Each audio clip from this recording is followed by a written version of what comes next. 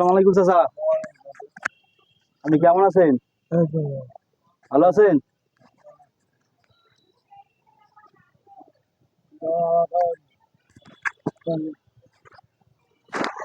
যাক, চাচা তো অসুস্থ অনেক, কিছু বলতে পারবে না। চাচা একটু গিফট দিই আমি। চাচা আপনার একটা আমি গিফট দেই, আপনি রাখে দেন।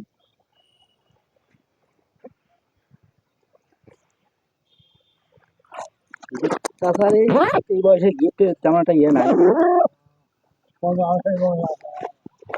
আপনি এই গিফটটা, ঈদ উপহারটা রাখে দেন সাইডে, ঠিক আছে?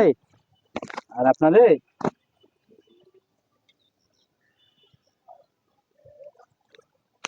এটা আপনি রাখে দেন, ঠিক আছে? আর আমার জন্য দোয়া করিয়েন চাচা।